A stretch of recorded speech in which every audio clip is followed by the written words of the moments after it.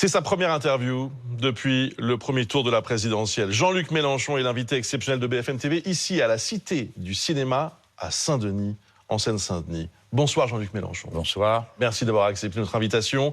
Il y a 9 jours, vous terminiez 3e de l'élection présidentielle avec 21,95% des suffrages. Cela représente 7 712 520 voix.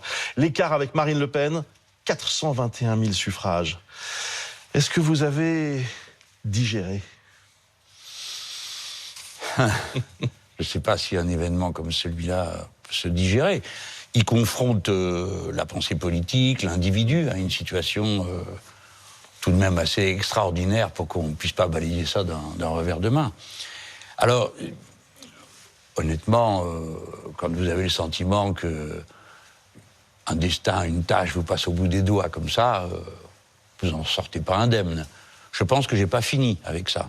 Hein? D'ailleurs, si vous permettez, est-ce que le soir du premier tour, quand les scores se sont resserrés, vers 21h30, 22h, vous vous êtes dit, oula, oui. On y pense. Oui, bien sûr. J'ai pensé que ça pouvait se retourner. Je n'en revenais pas. J'avais quelques raisons d'être mécontent de l'écart que j'avais pu observer entre les sondages et le résultat. Oui. Tout le monde, après, s'est réfugié dans des arguments qui m'ont un peu fait sourire. Le vote utile, tout ça, on en va en parler tout à l'heure, sans doute. 4-5 points d'avance oui, par rapport au sondage. Bon, 5 points d'écart, donc quand même. Alors, on avait des raisons d'en être mécontent. Mais sur le fond, si vous voulez, j'ai la pratique qui me permettent de me positionner dans les événements d'une manière différente de celle que j'ai pu avoir quand j'avais 30 ans ou 40 ans et que j'étais un jeune élu pour qui chaque élection était en quelque sorte une rencontre inoubliable. Et là, bien sûr, c'en était une, mais j'ai appris une chose, c'est qu'il ne faut pas confondre son état d'esprit, son humeur personnelle, ce qu'on ressent, avec la cause qu'on sert. Je vais vous donner un exemple, ne croyez pas qu'il soit prétentieux. J'ai un ami très cher espagnol qui exerce des responsabilités importantes, qui en a exercé. Et un jour, il me dit, l'Espagne est fatiguée de tous ces soubresauts et des votes. Et donc, ça justifiait qu'ils prennent un ton et une façon de faire plus, pensait-il, adaptée, modérée. Et je lui ai dit, tu te trompes. L'Espagne n'est pas fatiguée, c'est toi qui es fatigué. Et je comprends pourquoi. Je comprends pourquoi, puisqu'il est. Si bien que je lui ai dit, tu vois, retire tes mains de la rivière et tu verras qu'elle n'est pas fatiguée de couler. Donc pour moi. C'est intéressant ce que vous dites parce que vous dites aujourd'hui au fond que vous avez accueilli ça un peu avec sagesse. C'est ce que je comprends. Non, la sagesse. Comme si, le résultat au fond, il y a 5 ans, ça avait été beaucoup plus compliqué. Et il y a 5 ans, vous avez eu du mal, on le sait, tout le monde le sait, vous-même vous l'avez reconnu, à accepter le résultat. Permettez-moi d'en dire un mot. Oui. Il y a 5 ans, d'abord, évidemment, je n'étais pas préparé comme je l'étais mieux cette fois-ci. Je n'étais pas préparé parce qu'on partait de 12%. Et bon, faire 7 points de plus, et même plus, 7,5, c'était tellement énorme. Et là, à nouveau, le sentiment que tout nous passait au bout des doigts. Il y avait 600 000 voix d'écart. C'était la première raison. La deuxième, c'est les sondeurs qui m'avaient dit ne vous avancez pas trop vite parce que vous êtes dans un mouchoir de poche et qu'on ne connaît pas le résultat. Alors, je me croyais prudent et j'ai bien fait d'être comme j'étais à l'époque. Mais du coup, j'admets que le ton pouvait donner à penser que je ne savais pas ce que je voulais, ce qui n'était pas du tout le cas. En tout cas, ça a été interprété comme ça. Et après, j'ai souffert qu'on ait dit de moi mauvais perdant. Pas clair. Ouais, il y avait un petit côté mauvais pardon. Non, mais ça, attendez, bon, j'aspire à la sainteté dont je me vois capable, hein, mais c'est pas mon cas. Bon perdant, il faut bien comprendre une chose. Écoutez-moi bien, monsieur Toussaint. Quand je perds une élection, je peux me dire, ah zut, j'ai fait le travail et tout. Mais ce que je sais, c'est les gens derrière. Celui qui attendait le SMIC à 1 400 €, celui qui attendait le blocage des prix. Parce qu'il y a des millions de gens qui sont pris à la gorge dans ce pays.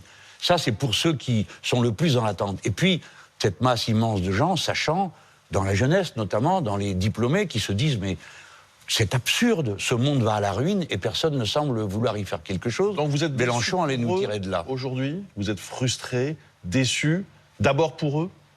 Ah bah oui. D'abord parce qu'ils me l'ont dit. Parce que j'ai vu des gens en larmes et que je pouvais me dire, mais tout ça est disproportionné. Mais non. Et je m'en veux d'avoir pensé que ça pouvait être disproportionné parce que ces chagrins sont sincères et reposent sur des maltraitances sociales qui semblent sans fin. Dites-vous bien qu'il y a des millions de gens qui se disent mais bon, ça va être pire demain. Et ça, donc, je dois le ressentir. Ça me fait malheur. Ça me fait me dire que, du coup, je dois réfléchir autrement aux événements qu'en regardant mon nombril et en me disant « Ah, mon Dieu, j'aurais peut-être dû ceci ». Alors, attendez, justement. Il y a donc un message pour moi qui me permet de reprendre pied en moi et d'aider les autres à reprendre pied, c'est celui de la lutte. Alors, justement, on va en parler. Qu'est-ce que vous allez faire maintenant? D'abord, qu'est-ce que vous allez faire pour le second tour? Mais avant cela, quand même, 400 000 voix, quand il y a 48 millions d'électeurs inscrits, c'est rien. Qu'est-ce qui vous a manqué? Vous aviez théorisé le trou de souris. C'est passé tout près. Oui. Qu'est-ce qui vous a manqué? Alors, d'abord, regardons le tableau, avant de se lancer dans les grandes introspections, éventuellement culpabilisatrices. Le tableau, c'est que le pays, de manière absolument incroyable, est partagé entre 3 blocs à peu près égaux. C'est vrai. Si vous prenez le bloc de la droite et des libéraux, c'est-à-dire de M. Macron à Mme Pécresse, ça fait 11 400 000. Si vous prenez le bloc d'extrême droite, Mme Le Pen, M. Zemmour et M. Dupont-Aignan, 11 300 000. Et le pôle populaire, l'Union populaire, c'est 11,2 millions. Donc il y a donc 3 blocs. Et à côté de ces 3 blocs, qui sont extrêmement divisés entre eux, c'est-à-dire qu'on ne voit pas quelles sont les passerelles possibles, à part l'amour commun du pays. Mais en attendant, pour le diriger au quotidien, nous sommes d'accord sur rien. Il y a un 4e bloc, qui est le bloc des abstentionnistes. Là, il y a 12 millions de personnes. Si bien qu'en examinant ce tableau, il n'y a qu'une solution stratégique qui saute aux yeux, c'est que la méthode de l'Union populaire qui nous a permis d'arriver à ce résultat est celle qui doit nous permettre de convaincre dans les 12 millions, la part qui peut faire la bascule significative en créant un véritable bloc central auquel nous aspirons. Donc allez chercher faire les 2 autres. Allez chercher les amants. Ceux qui vous ont manqué, au fond, sont ceux qui ne se sont pas déplacés. Ça veut dire que vous ne vous dites pas, tiens, une partie des électeurs de M. Roussel, de Mme Hidalgo, de M. Jadot, auraient pu voter pour moi. Non, ce serait hypocrite de ma part de dire que ça ne me fait rien. Alors bon, les socialistes, je sais bien qu'il leur a fallu arriver au point où les voici rendus pour se rendre compte qu'ils avaient un problème d'orientation stratégique de fond. Ouais. C'est-à-dire que le centre de gravité de la société française n'est pas dans le centre-gauche. Il est dans une certaine demande de radicalité dans les solutions. Exactement comme le programme commun de François Mitterrand avait déplacé le centre de gravité de la gauche. Donc, bien sûr, je me dis que pour les socialistes, le débat est devant nous. Pour les écologistes, pareil. D'ailleurs, les deux m'ont agoni d'injures tout le long. Ça leur a pas porté chance, d'ailleurs. Et moi, j'ai bien fait de ne pas répondre parce que je pensais que c'était désespérant si on se battait entre nous. Mais il est clair que mon regard est complètement différent s'agissant des communistes, puisque nous avions fait 2 candidatures communes. Et qu'il est évident que si on avait été ensemble, même si une part des 2% de M. Roussel n'aurait pas voté pour une candidature commune, néanmoins, ça faisait la différence et nous serions au 2e tour. Je ne veux pas faire l'hypocrite et vous dire que ça ne me fait rien. Je pense qu'une erreur stratégique de fond a été de refuser la logique qui avait d'abord conduit les dirigeants communistes à penser qu'il valait mieux faire le front de gauche que de continuer à être dans les étiages où ils étaient. J'achève sur cette question, je n'ai pas de rancœur. Mais vous, est-ce que vous auriez dû tendre la main davantage? Que faire de plus que ce que j'ai fait tout le long de la route? Les convaincre, vraiment? Je n'y suis pas arrivé, mais je pense qu'ils n'étaient pas convaincables. Ils avaient envie d'aller au bout de cette logique, de faire l'épreuve d'une ligne stratégique, parce qu'ils avaient la hantise que leur parti ne vienne à disparaître. Et comme la culture communiste est un fait qui existe dans ce pays, mais c'est un fait que je rassemble davantage que le candidat communiste. Regardez les résultats que je fais dans les villes qui ont des élus communistes, et vous verrez que cette tradition se reconnaît plus dans le programme que je porte et la manière de le porter que dans celle du candidat du Parti communiste. Donc il faut distinguer la culture, le mouvement communiste et son parti et sa direction. Il n'y a pas que ça, Jean-Luc Mélenchon. Il y a eu entre vous interrogé. Absolument. Mais entre vous et le Parti communiste, c'est une histoire compliquée sur les 10 dernières années. Il y a des choses qui n'ont jamais été pardonnées ou digérées, pour reprendre le mot que j'ai utilisé au début de cet entretien. Je me demande bien pourquoi, mais si vous voulez, nous ferons une émission. Mais en attendant, dans les 10 dernières années, nous avons été 2 fois ensemble à l'élection présidentielle, et 2 fois ensemble aux élections européennes. Non, c'est compliqué. Ben, qu'est-ce qui n'est pas compliqué dans la vie, dites-le-moi, monsieur Toussaint. Même pour organiser cette émission, c'est compliqué. Bien sûr. Donc tout est compliqué, on relève les problèmes et on essaye d'y faire face. Mais ce que je veux vous dire, c'est que la stratégie de l'Union populaire, il faut la comprendre. Ce n'est pas juste un sigle. J'adjure qu'on comprenne que ma campagne n'est pas un coup de com'. La stratégie de l'Union populaire, c'est rassembler par la base, puisque les sommets ne veulent rien savoir, sur un programme, c'est-à-dire sur des choses bien précises. Si bien que dès l'entrée de jeu, j'ai compris que si je m'abaissais à entrer dans les polémiques auxquelles on m'invitait, je désespérerais tout le monde. Donc, voici ce que j'ai à dire. Ça tient en 2 points, et je l'ai dit dès maintenant, au début de cette émission. Premier point, ne cultivez pas les rancœurs. Pas de règlement de compte, pas de vengeance, pas d'acrimonie. Rassemblez-vous parce que les 11,2 millions peuvent devenir 12, 13, 14 millions et être le centre de gravité du pays si vous marchez tous de front. Donc, il faut s'accorder sur ce qui permet de rassembler le programme. Et j'ajoute ceci. Non seulement vous devez sécher vos larmes, mais la loi de la vie, c'est que c'est la vie qui est la plus forte. Et dans la vie, c'est le combat qui est le plus fort. Si bien que je suis venu ce soir vous dire une chose. Je demande aux Français de m'élire Premier ministre. Je leur demande, pour m'élire Premier ministre, d'élire une majorité de députés insoumis. Insoumis et Union populaire. Et j'appelle tous ceux qui veulent rejoindre l'Union populaire, c'est-à-dire l'essentiel de son programme, à se joindre à nous pour cette belle bataille. Il y a donc un 3e tour. Il n'y a pas seulement un 2e tour. Il y a un 3e tour. Et tout sera sacrifié. De ma part, toutes les satisfactions que je pouvais attendre de la tranquillité de cette sortie d'élection sera sacrifiée à cet objectif. C'est-à-dire, soyez 11 millions, soyez 12 millions, soyez 13 millions. Rassemblez-vous avec l'Union populaire. Je ne viens donc pas faire du témoignage ni m'introspecter. J'ai compris, mais sans introspection. Et on va revenir longuement, on a 1 heure à passer ensemble. Jean-Luc Mélenchon, on va revenir dans un instant sur l'avenir de votre mouvement et votre avenir aussi. Mais sur ce qui a pu être décisif dans cette campagne, la guerre en Ukraine. Est-ce que, 1, ce conflit a empêché la campagne de se dérouler normalement? 2, est-ce que vos prises de position, on le sait, sur la Russie, ont pu aussi vous pénaliser? Alors, commençons par dire une chose. Qu'est-ce qui a été décisif? Ce qui a été décisif, c'est l'implication de milliers de gens qui, depuis le mois de septembre, ont fait du porte-à-porte en allant chercher les gens qui n'avaient pas voté jusque-là. Et toute la progression que nous avons faite, il y a sans doute un point, allez, peut-être même 2, qui sont du vote utile, pourquoi pas.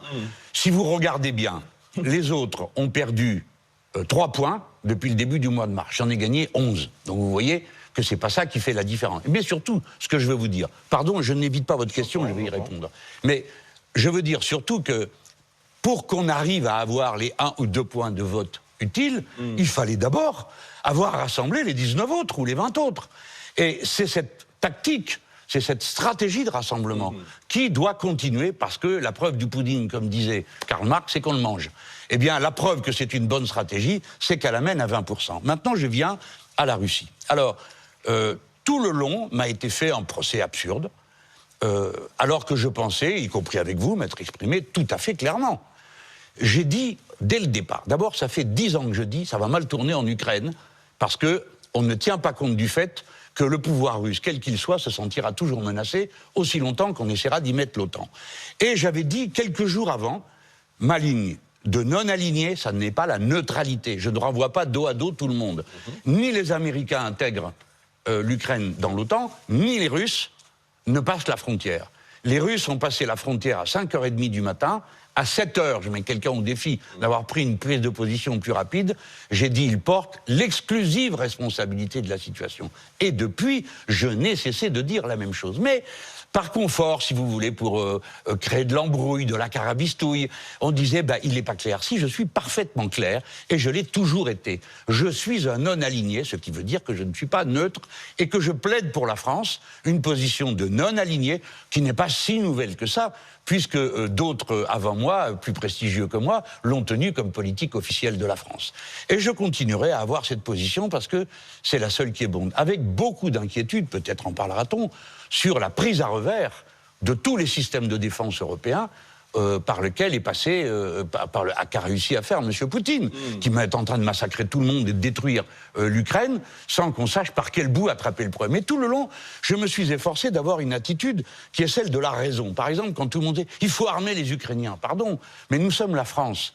Alors, si la France décide d'armer les Ukrainiens, c'est parce qu'elle veut que les Ukrainiens se défendent. Alors pourquoi ne va-t-elle pas elle-même? Vous savez très bien que ça ferait de nous des belligérants. J'ai fait très attention à ne jamais prendre en défaut le président de la République, qui tâchait lui-même de faire quelque chose qui était en quelque sorte de convaincre M. Poutine, à quoi il n'est pas arrivé. Voilà, donc je condamne, j'ai condamné et je condamne de la manière la plus claire. Maintenant, si vous voulez, ça ne coûte rien de condamner. Ce qu'il faut voir, c'est par quel bout on prend les problèmes. Bien. Alors, cette campagne présidentielle, finalement, la revanche Macron-Le Pen, dont les Français ne voulaient pas, tous les sondages le disaient, a bien lieu. Comment l'expliquez-vous? Ben, je l'explique parce qu'à 420 000 voix après, je n'édifie pas. Les institutions de la Ve République sont ainsi faites. Alors, on commentera des heures durant. Est-ce que c'est bien qu'il y en ait 2, qu'il y en ait 3 au deuxième tour?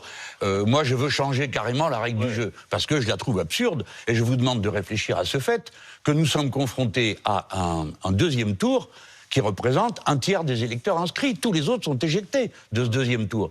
Et moi, on va matin, midi et soir, sur des modes plus ou moins agréables et plaisants, m'adjurer de dire ceci, de dire cela, et tout ça, bon, parce que nous sommes dans un monde de fous, une institution folle qui aboutit à demander aux gens d'approuver quelque chose qu'ils désapprouvent fondamentalement. Donc vous ne voulez plus d'élection du président de la République au suffrage universel? Ah ben si, mais tout dépend comment on élit ce président de la République et quels sont ses pouvoirs. Monsieur Toussaint, tout de même, les pouvoirs de la personne que nous allons désigner peut transformer ce pays en dictature en 24 heures. Non, mais on a le sentiment que là, vous voulez changer les règles du jeu parce que vous avez perdu.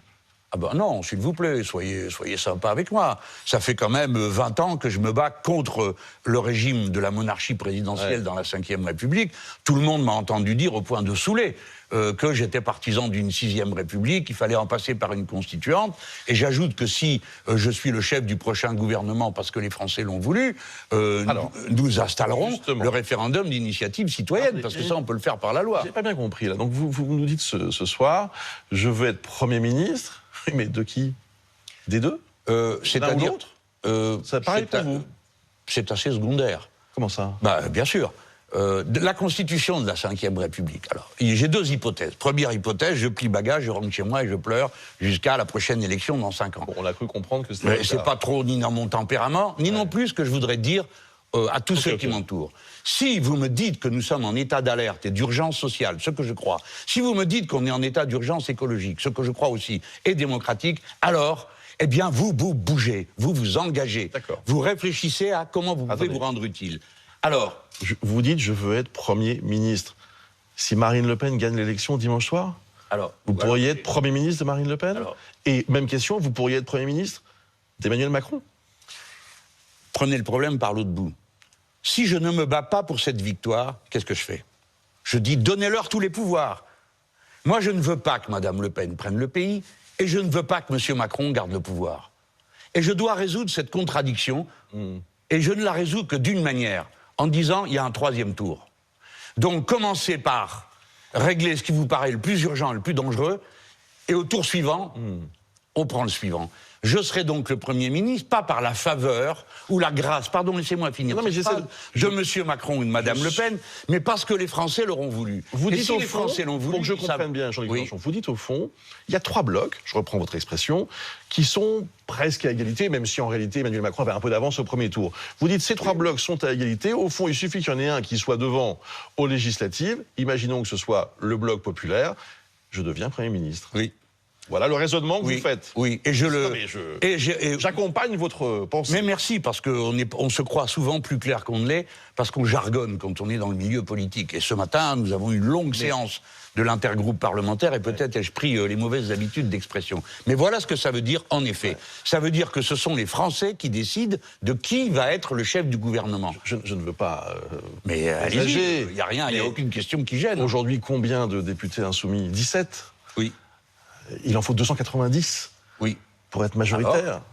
Alors qu'est-ce que vous en concluez? Ça va être une mission impossible. Voilà, c'est comme la dernière fois, on m'avait dit la gauche est divisée, c'est perdu d'avance. Ça a duré jusqu'au mois de janvier. Alors là, je vous réponds, je prends l'argument, je le prends comme il est. Oui, nous étions 17. Et j'en profite pour dire que si les 7 millions qui avaient voté pour nous à la présidentielle avaient voté à la législative, j'aurais été le Premier ministre. Bon, de la période qui vient d'avoir lieu. Maintenant, regardons bien... Énorme abstention, on s'en souvient, aux législatives. Oui, mais regardons bien... De 2017. Ben c'est bien ça que je veux dire aux gens de ne pas faire. C'est-à-dire de rester à la maison. Regardons bien. Telle qu'est la situation aujourd'hui, l'Union populaire est en tête dans 105 circonscriptions du pays. C'est-à-dire 20% d'entre elles. Et nous sommes au deuxième tour, avec les résultats qu'il y a là, dans les circonscriptions, dans plus de 420 circonscriptions. Ce qui veut dire que c'est possible. Pourquoi? Parce que nous avons un modèle d'élection législative, lui aussi aberrant, qui est le suffrage universel à 2 tours, et qu'il faut faire 12,5 pour être présent au deuxième tour. Monsieur Toussaint, les calculs que nous avons faits, nous les avons faits sans compter les circonscriptions où on ne fait pas 12,5 aujourd'hui. Si bien que je le dis, si on veut, on peut. Et alors, cette fois-ci, c'est pas un trou de souris. Il y a une porte qui est là, vous la prenez ou vous choisissez l'autre. Je poursuis votre raisonnement. Ça veut dire que vous serez vous-même candidat aux législatives. Non, ça c'est une autre paire de manches, hein. Comment ça? Parce que il n'y a pas besoin d'être élu député pour être Premier ministre. Mais enfin, si vous voulez mener une bataille, je vais mener. Autant la mener en étant candidat. Précisément, mon cher, c'est la raison pour laquelle des fois il vaut mieux pas, parce qu'il faut courir partout. Et on m'a déjà dit, on ne t'a pas assez vu à Marseille. Alors j'avais beau leur dire, écoutez, vous êtes sympa, mais comment je fais pour mener la bataille à l'Assemblée tout le temps comme président de groupe et être là à écouter les problèmes des uns et des autres? J'ai essayé de faire les deux, je crois que j'y suis arrivé. Mais là, il faut que j'aille partout. Et il n'y a pas besoin d'être député pour être Premier ministre. Il suffit qu'on élise une majorité de députés. Monsieur Castex n'est pas député. Monsieur de Villepin n'a jamais été député. Et je pourrais en prendre d'autres. Raymond Barre n'était pas député. Donc vous ne serez pas candidat? Je ne sais pas encore. Nous allons trancher dans les jours qui viennent. Mais vous savez, vous êtes incroyable. Le vote avait lieu le dimanche soir. Le lundi matin, il fallait que ça y est, je devais... Pas vous, mais je devais répondre à ci, à là, des centaines de messages. Non, moi, je suis un gars lent. J'aime que la poussière retombe. Vous êtes lent, mais vous voulez être Premier ministre. Oui. Donc bon, si vous avez cette ambition-là, vous pouvez peut-être, honnêtement, ce soir, répondre à cette question simple, pardon, monsieur Toussaint, vous ne serez pas candidat, ou que vous serez candidat. Mais je n'ai pas décidé, et cette décision n'est pas la plus urgente qu'il y avait à prendre. La plus urgente qu'il y avait à prendre, c'était d'abord de se reposer, ce qui est tout un art, 2 jours, et ensuite de remonter sur le cheval en consultant tout le monde largement autour de moi. Est-ce que c'est une question de circonscription? Ah non, j'ai fait 55% au premier tour, donc... vous savez, je suis déjà président de la République, à la Martinique, la Guadeloupe, la Guyane, la Réunion... Pour finir sur ce point, si vous êtes candidat, vous le seriez à Marseille, quoi qu'il arrive, pas ailleurs. Franchement, on n'a pas... Vous ne savez pas non plus? Mais non. L'évidence voudrait que ce soit Marseille, cependant, quand vous déciderez-vous? Ça n'est pas... Attendez, quand même, monsieur Toussaint, il faut bien comprendre. La dernière fois, j'ai peut-être été présomptueux, j'avais une envie passionnelle d'être sur le bord de la Méditerranée. Voilà. Alors, Marseille me parlait de 10 millions de façons. Et peut-être ai-je eu les yeux plus gros que le ventre. Mais ça veut dire monter et descendre du train sans arrêt. C'est 3 heures pour y aller, 3 heures pour revenir. C'est la clim du matin au soir. Pardon, moi je vous parle de choses très concrètes et qui touchent le bonhomme. Comme disait François Mitterrand, la couche de terreau est pas si profonde. Il ne faut pas gratter trop violemment. Et j'ai quand même gratté beaucoup et très fort. Alors peut-être que si j'avais 30 ans, je dirais, pourquoi pas, même je veux bien m'être candidat sur la planète Mars. Mais maintenant, je suis conduit à être plus raisonnable, et ça peut me faire douter. Mais franchement, ce n'est pas le premier critère. Mon premier critère, c'est comment je peux mener une campagne qui soit sur tout le pays, tout en étant présent dans une circonscription. Résumons-nous, ce soir, vous annoncez que vous poursuivez votre combat politique en essayant donc de remporter les législatives. Mais là, il y a une question quand même très importante. Je vous l'ai déjà posée, je vous la repose. Vous connaissez par cœur les institutions de la Ve République. Être Premier ministre d'un président, c'est répondre rapporter à ce président de la République ou à cette présidente de la République. C'est avoir une relation particulière, même en cohabitation. Il y a des exemples historiques. Je n'arrive pas à comprendre, pardonnez-moi de vous le dire comme cela, mais Comment vous pouvez imaginer un instant être Premier ministre de l'un ou de l'autre? Donc vous me suggérez de cesser le combat. Et je vous suggère rien. Mais si. Est-ce que vous vous imaginez à l'Élysée, dans le bureau, avec Marine Le Pen, en train de discuter de l'avenir du pays? Vox populi, vox dei. Ce qu'ils auront décidé, je le ferai. Mais peut-être, par habitude, à force de voir des présidents décider de tout, intervenir sur tous les sujets, le dernier était particulièrement spectaculaire, puisqu'il nous a même fait un numéro de marchand de voitures, si vous vous en souvenez, en plein milieu de la crise Covid. Donc les présidents qui se mêlent de tout. Mais la Constitution, vous le savez comme moi, le général de Gaulle était assez habile pour qu'il y ait à boire et à manger, du sel et du poivre. Donc le président de la République... Oui, mais dans le texte de la Constitution, le président négocie et signe les traités. Il a donc un poids considérable dans les affaires étrangères. Il est le chef des armées. Il a un poids considérable dans la question de la défense. Mais l'article 20 de la Constitution dit que c'est le Premier ministre qui conduit et dirige la politique de la nation. Si bien que je serai élu par le peuple français au titre de cet article 20. Et si ça ne convient pas au président, pardon monsieur Brice Toussaint, laissez-moi finir. Si ça ne convient pas au président, il peut s'en aller. Moi, je ne m'en irai pas. Ça, j'ai bien compris. Je ne pensais pas vous poser la question comme ça, mais tout de même, entre Emmanuel Macron et Marine Le Pen, il y a quand même un des deux qui a votre préférence? Non. Sérieusement? Non. Alors les deux ne sont pas de même nature. Je ne veux pas tourner autour du pot.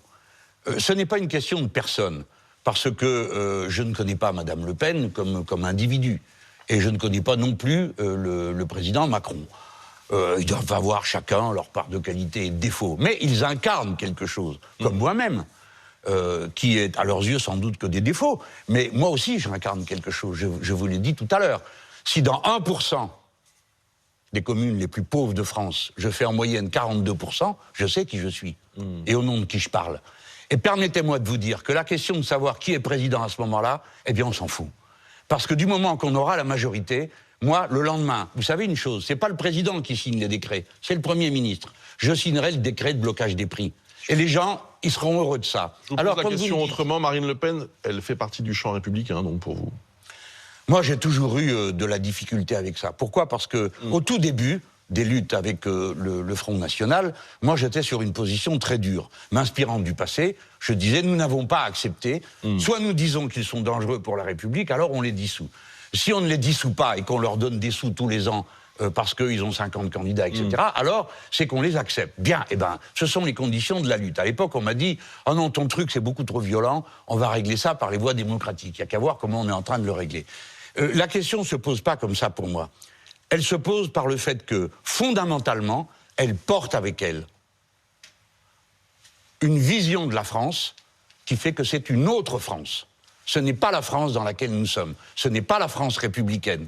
Je pourrais prendre des exemples qui sont assez sophistiqués. Par exemple, le droit du sol. Tu nais en France, tu dois pouvoir devenir français. Aujourd'hui, à 16 ans, on manifeste la volonté d'être français. Personnellement, je préférerais qu'une fois né en France, on est français. Mais bon, c'est comme ça. Le droit du sol. Mais je pourrais dire combien d'autres choses. Quand elle dit que le premier référendum qu'elle veut organiser, Monsieur Toussaint, le premier référendum, c'est sur le voile. C'est l'IRA à l'envers en France. On va commencer à surveiller les gens dans la rue, et puis alors on va tomber sur une mamie, ça pourrait être la mienne, qui a son foulard sur la tête. Alors pourquoi vous le portez? Faut l'enlever. Ah ben non. Pourquoi? On va donc faire la police du vêtement? On va donc recommencer à faire la chasse aux musulmans? Les musulmans de France, qui sont français, sont français. Et nous n'avons pas à discuter ce point. Et je vais le dire, si elle fait ça, c'est une provocation et une incitation qui est insupportable à se mépriser. Alors demain après, ça sera les kippas. Les gens diront, ah ben puisqu'on ne peut pas mettre de foulard, on ne va pas mettre de kippa. Après les autres diront, ah ben les croix non plus. Qu'est-ce que c'est que cette France-là? C'est absurde, c'est un tissu de violence contenue qui me fait horreur. Alors, voyez-vous, je suis le petit-fils d'un homme qui suivait tous les cortèges militaires pendant la guerre, tellement il était attaché au drapeau français.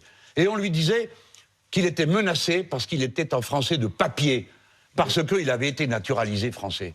Je ne supporte pas ça. La France est une et indivisible par son peuple, qui est un et indivisible. Alors, pardon si ça vous paraît grandiloquent, mais pour moi, ce sont les choses auxquelles je suis Je sens beaucoup de sincérité, et du coup, je m'étonne. Pourquoi ne dites-vous pas clairement, oui, je préférerais être Premier ministre d'Emmanuel Macron que de Marine Le Pen?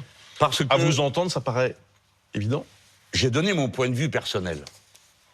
Je pense que La plupart de mes amis le partagent. Ils n'ont pas la même réponse. Quelle est ma responsabilité politique?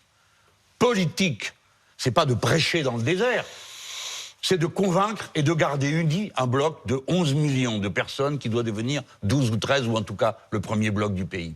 Son unité est ma responsabilité politique. Or, ils sont divisés sur cette question. Et je ne vois pas au nom de quoi j'irai leur dire, faites ceci, choisissez celui-ci ou choisissez celle-là. Je leur dis, ne votez pas pour elle, premièrement. Pourquoi? Parce qu'il y a des sondeurs qui m'ont dit, la dernière fois, ils avaient dit, à 22% des électeurs des Insoumis vont voter Madame Le Pen. En réalité, c'est tombé à 7. Ouais. C'est pas la première fois qu'on me fait le coup de la porosité. Entre 7 et 10. Là, on m'a dit 13. Eh bien, moi, je dis à ces 13-là, vous faites une erreur colossale si vous votez pour Madame Le Pen. Je ne vous dis pas de voter pour Monsieur Macron, cherchez dans votre tête ce qui est bien.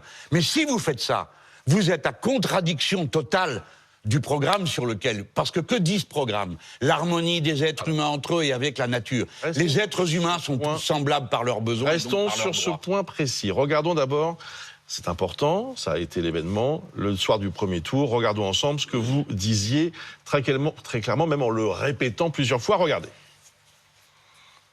Il ne faut pas donner une seule voix à Madame Le Pen. Il ne faut pas donner une seule voix à Madame Le Pen. Il ne faut pas donner une seule voix à Madame Le Pen. C'était préparé, ça, d'ailleurs? Non. Non. Non, c'est venu comme ça. Ouais. Avec la foule. Non, parce que je voulais protéger les miens.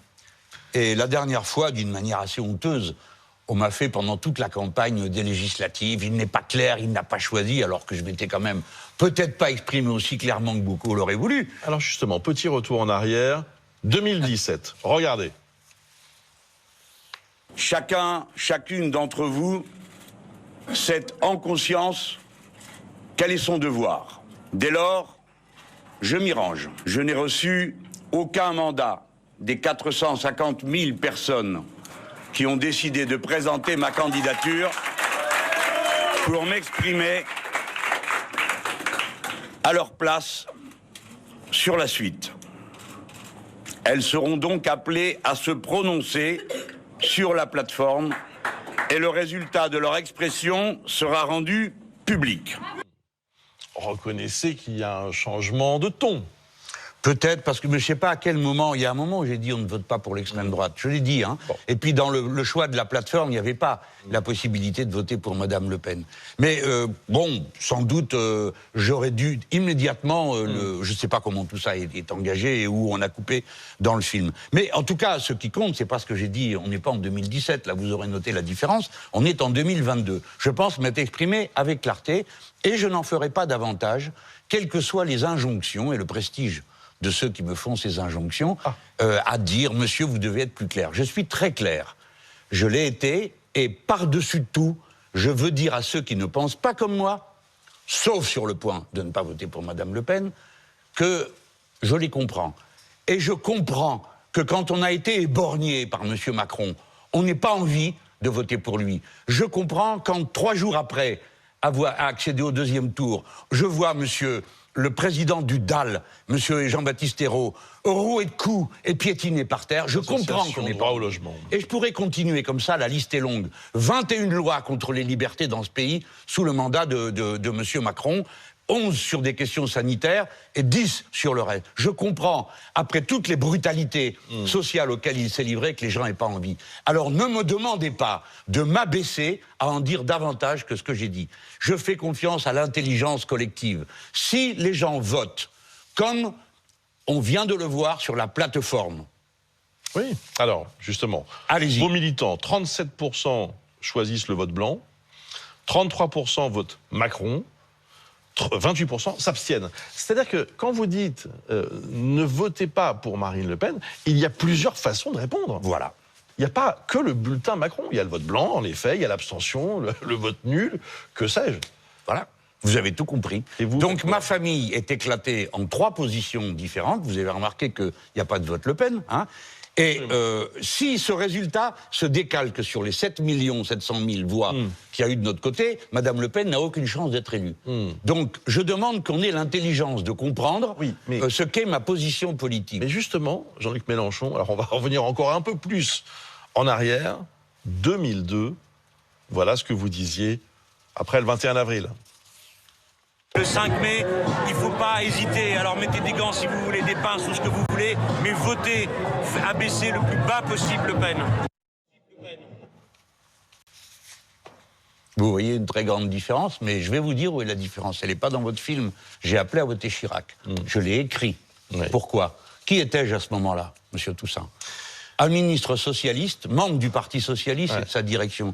Il n'y avait aucun problème dans le Parti socialiste sur ce qu'il fallait faire. On était tous d'accord. Et nos électeurs nous ont suivis.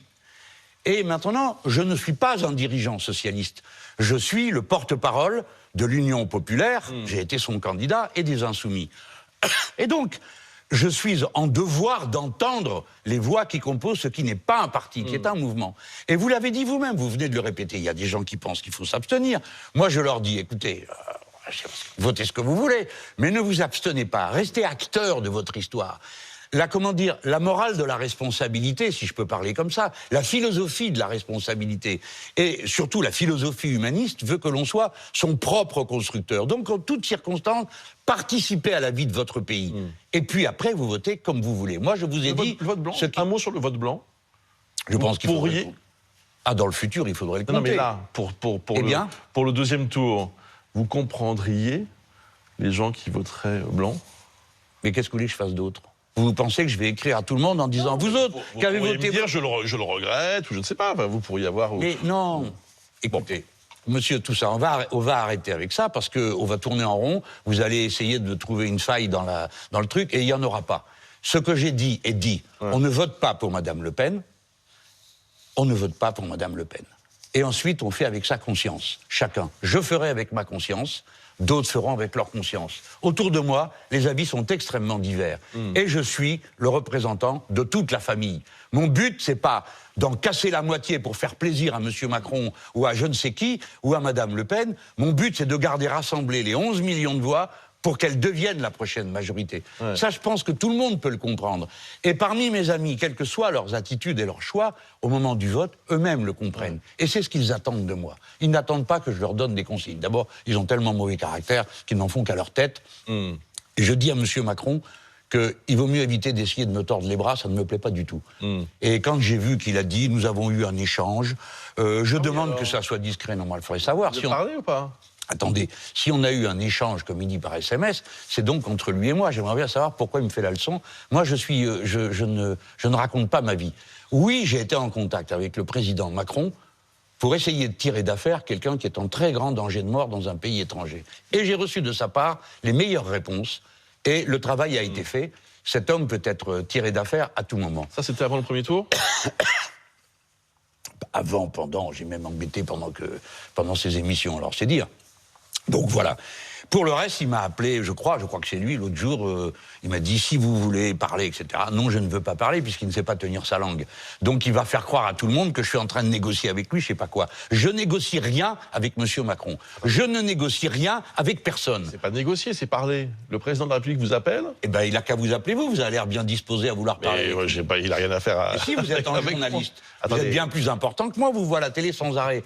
Vous appelez pourrait lui donner comme résultat que vous parleriez aimablement de lui. Soyons sérieux. Oui, mais je suis sérieux. C'est vous qui ne l'êtes pas. Bah si, Vous soyons me sérieux. demandez de parler pour parler de quoi? Mais je ne sais pas, enfin je veux dire... Vous savez pas, vous avez refusé de parler au président de la République.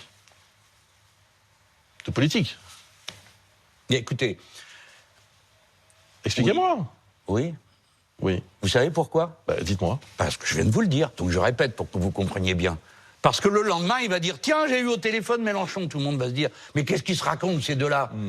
Je ne veux pas de ces petits jeux-là. Je ne veux pas qu'on me torde le bras.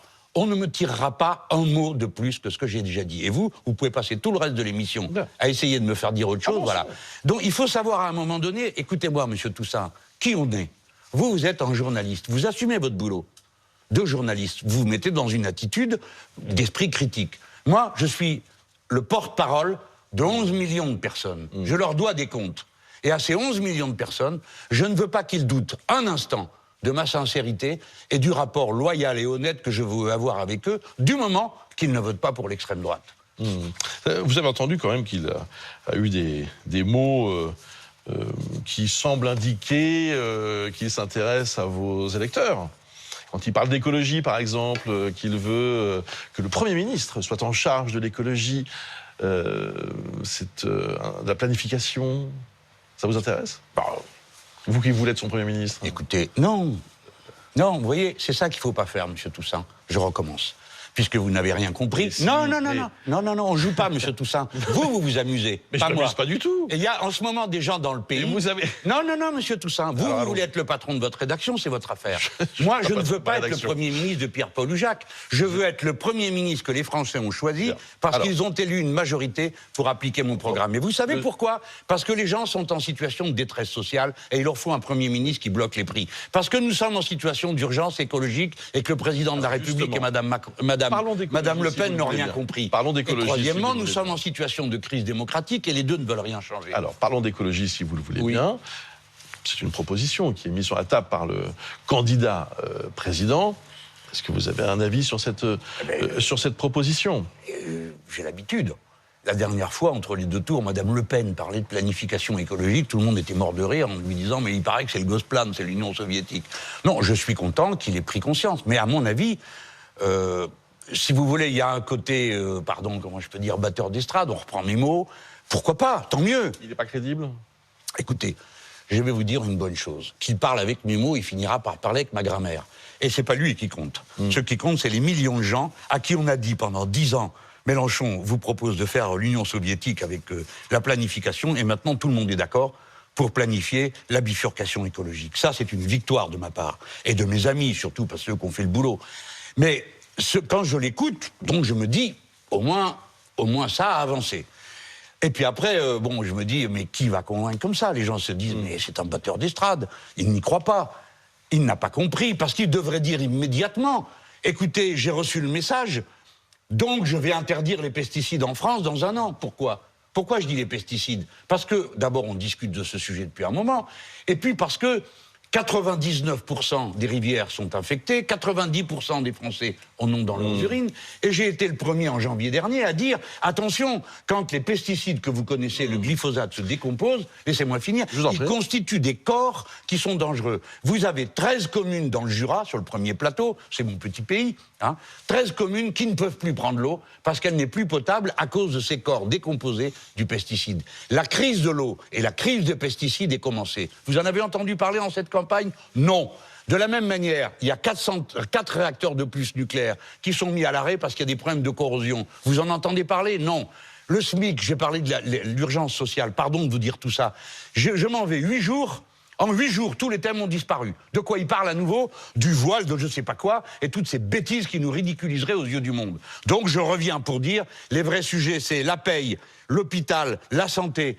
S'il avait compris le problème de la malbouffe, qui nous coûte des milliards, 50 milliards par an, dans leur deuxième tour, ils seraient en train d'en parler en disant on n'a pas retenu que le mot, on a retenu l'idée de Mélenchon, donc on va se battre contre la malbouffe, on va donc arrêter de mettre du sucre partout, du sel partout, etc. Rien de tout ça n'apparaît. On a l'impression que c'est en deuxième tour, si vous voulez, on dit des mots, et puis tout ça n'a pas vraiment... Donc c'est un effet d'annonce pour vous, cette histoire de planification écologique? Non, il va le faire sans doute, peut-être, s'il est élu.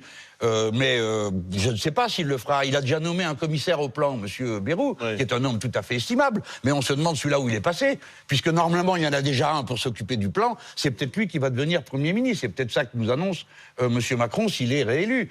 Mais tous, on se regarde, vous aussi, M. Toussaint. Ne vous faites pas plus brave que vous êtes. Quand vous avez entendu ça, vous dites, mais ah bon, et comment il compte faire? Alors vous en avez un qui, paraît-il, va planifier le territoire, et l'autre qui va planifier je ne sais quoi. Bon, tout ça m'a l'air d'être de l'improvisation. Et vous avez même vu que pour le chiffrage de son programme, à M. Macron, il se fait rhabiller par l'Institut Montaigne, qui dit « mais ça va pas, les comptes tombent pas, ça correspond pas à ce qu'il dit ». Le même Institut Montaigne, qui désapprouve complètement mon plan, avait dit « il est correctement chiffré ».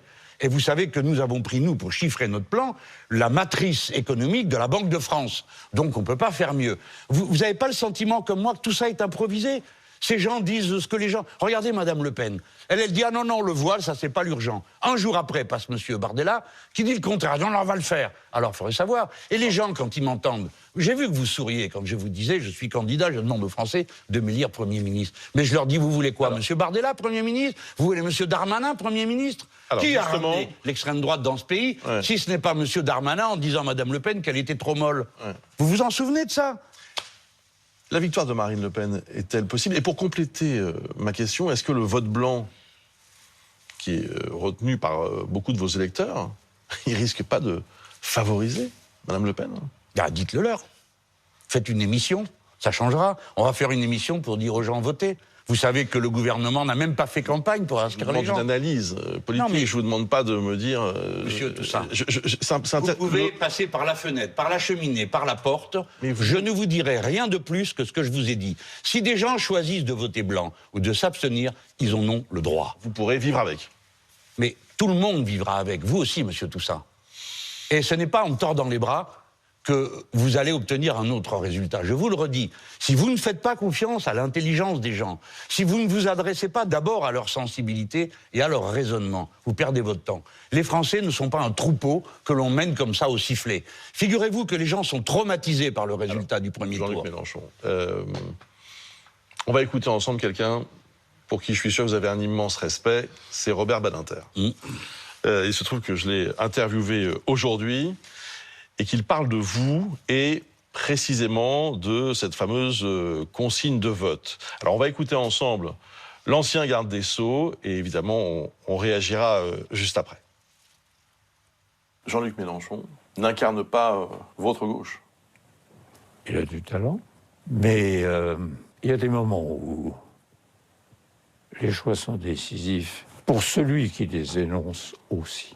J'aurais aimé, face aux chiffres faits par Madame Le Pen et Monsieur Zemmour, que face à ces résultats, il appelle à voter Macron. Répéter 3 fois de suite la même chose, ne votez pas pour Madame Le Pen, j'aurais préféré qu'il le dise beaucoup plus clairement, pour battre Madame Le Pen, il faut voter Macron.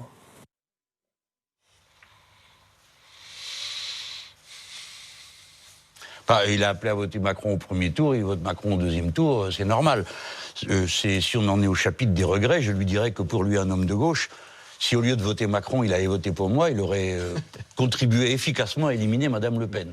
Donc bon, c'est normal, j'ai du respect pour Robert Badinter, j'ai eu le bonheur de militer au Sénat en même temps que lui, on n'a pas toujours été d'accord, mais c'est une figure qui a compté dans la gauche, mais qui n'est plus entendu peut-être parce qu'il est devenu macroniste. Et la gauche, c'est pas Macron. Alors la suite, maintenant, est-ce que vous vous imaginez que dans ce grand bloc que vous appelez de vos voeux, eh bien d'autres forces politiques pourraient vous rejoindre? Je pense aux écologistes, par exemple. Oui, pas que d'ailleurs. Évidemment, d'abord la situation est entièrement nouvelle. Une fois je suis arrivé en tête, en 2017, on a pu se dire c'est un accident de l'histoire. 2 fois, non, ça porte un sens. Et le sens, je l'ai dit, c'est celui de la rupture avec cet ordre du monde. Et la France peut jouer un très grand rôle. Voilà. Donc, j'incarne 3 ruptures en un programme. La rupture sociale, on distribue. La rupture écologique, on fait face et on fait la planification écologique. Et la rupture démocratique, on passe à la 6e République avec ce que vous savez.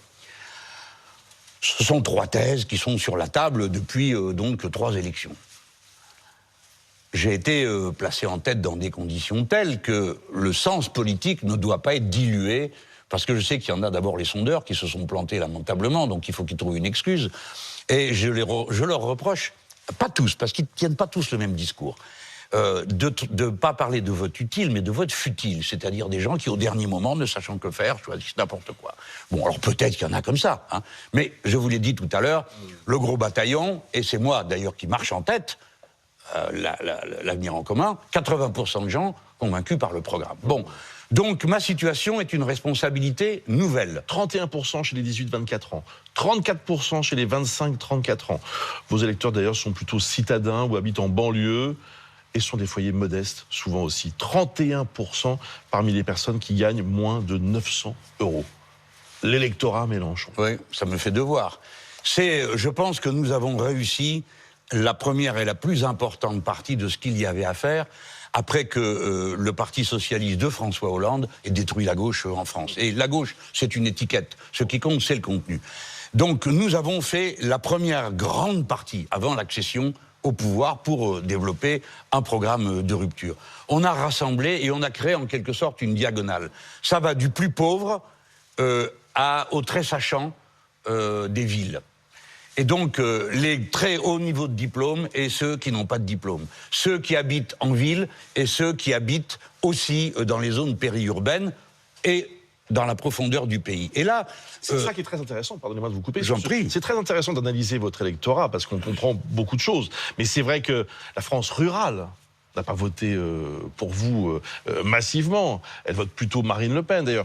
Les oubliés du progrès, j'allais dire ceux qui prennent leur voiture diesel pour aller bosser, et qui galèrent aussi, d'ailleurs.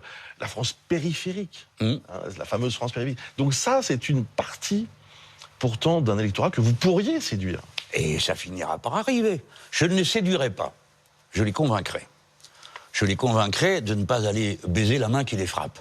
Parce que vous avez donné des statistiques tout à l'heure qui sont très flatteuses, qui situent l'Union populaire dans son camp populaire, mais ça en fait quand même beaucoup qui votent pour autre chose. Ouais. Et ça a toujours été comme ça. Ouais. Moi, je suis militant depuis assez longtemps pour vous dire que c'est pas la première fois que je vois des gens voter contre leur intérêt. Et donc, le travail politique qui est le nôtre, c'est de convaincre, d'ancrer, d'enraciner. Mais je viens sur cette France...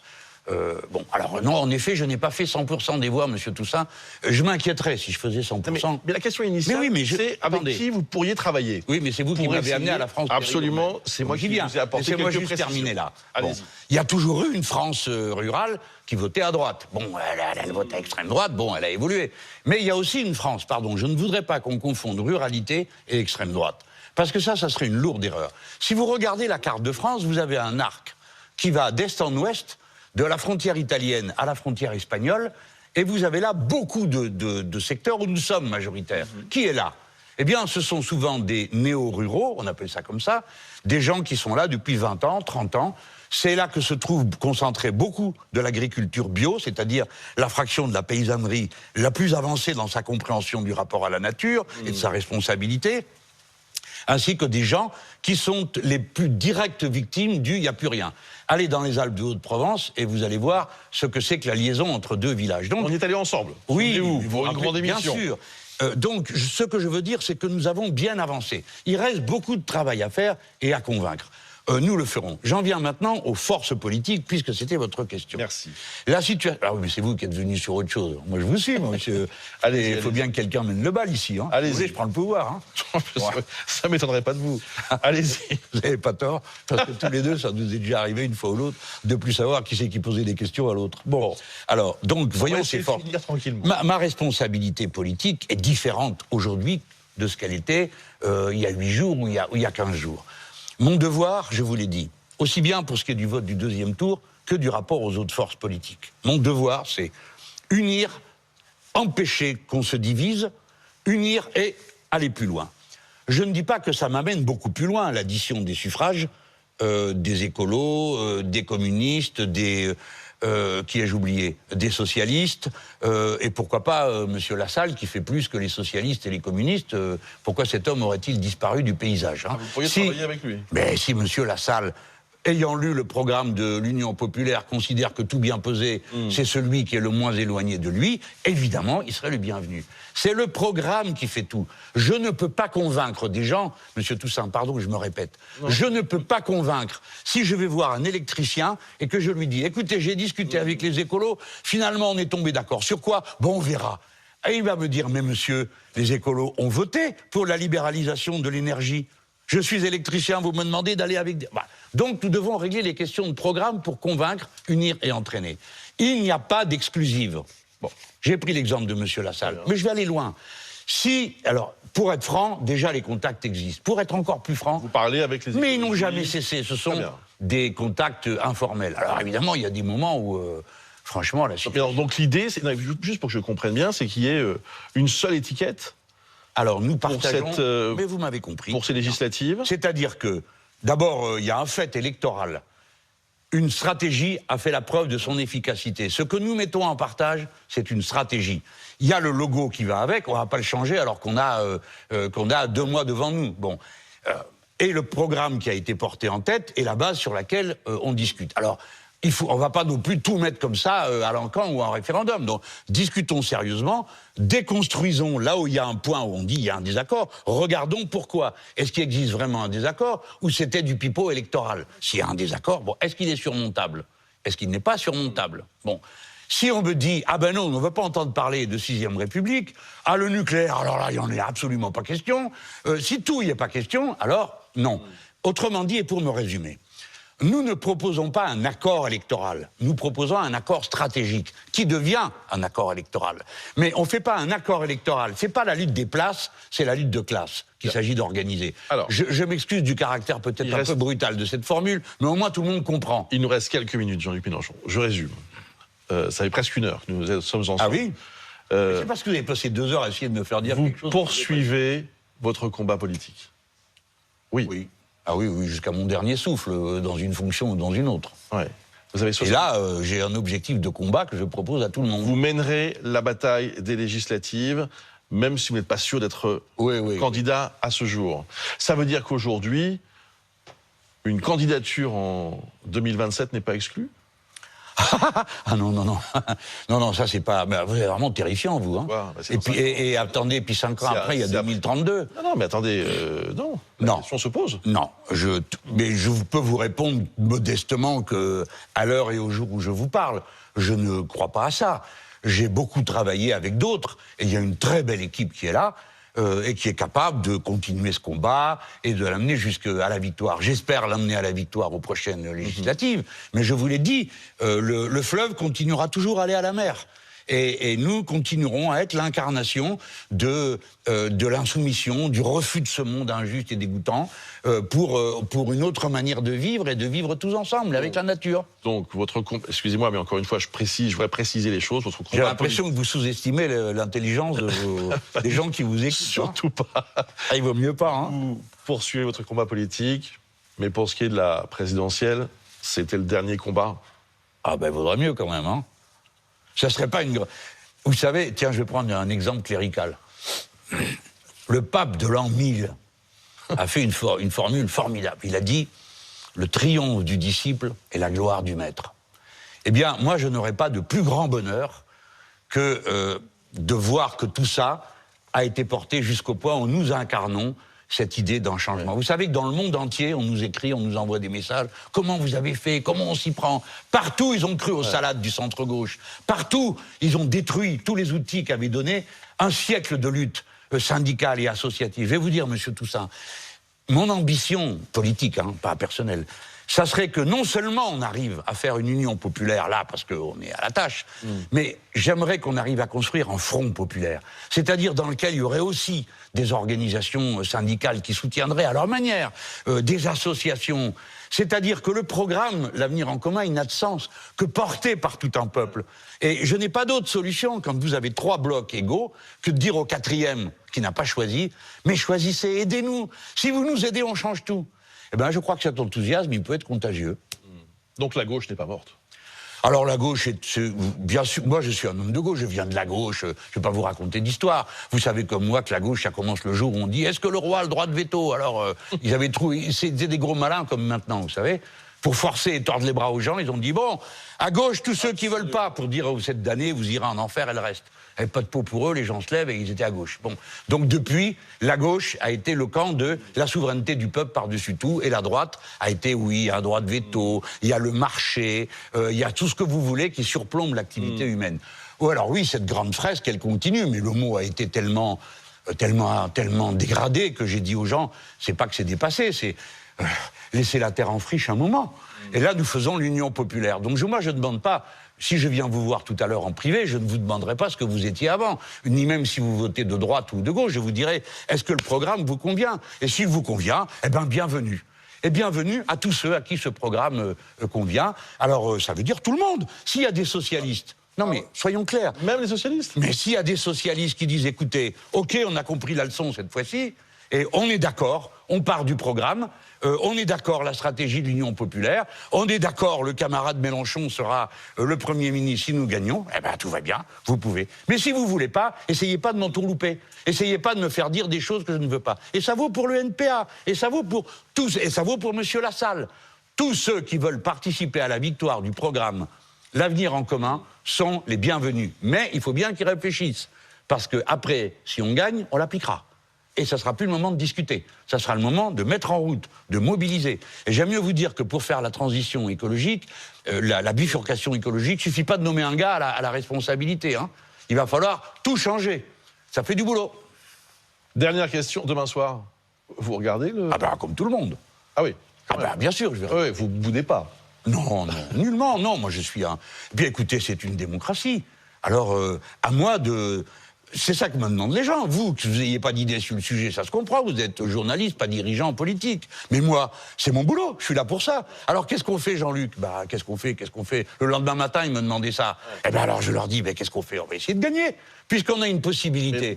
Il y a un troisième tour. Mais vous en attendez quoi de ce débat? Alors bon... facile, parce que vous rêviez d'y être, j'imagine. Bon, c'est pas le débat dont je rêvais, c'est de l'exercice qui suivait. C'était une première étape. J'avais prévu beaucoup de choses déjà de faire, vous savez que... Vous aviez déjà prévu anticiper le débat? Ah bah oui, tout ce qu'il fallait. Ah oui, avec lui.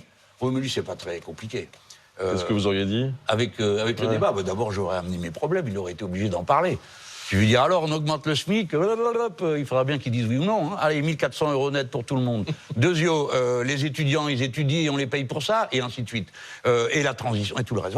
Voilà ce que j'aurais mis sur la table. Vous avez vu, je m'en vais une semaine, ils parlent d'autre chose. Donc je reviens ce soir chez vous pour leur dire, écoutez les gens, ils n'en peuvent plus, ils ont besoin de sous pour boucler la fin du mois et le reste. Un grand merci Jean-Luc Mélenchon pour cette toute première interview. Vous avez essayé, vous avez bien torturé, mais... Ça ne doit pas être pénible comme torture. Merci en tout cas d'avoir accepté, d'avoir accordé votre première interview à BFM TV. Merci beaucoup.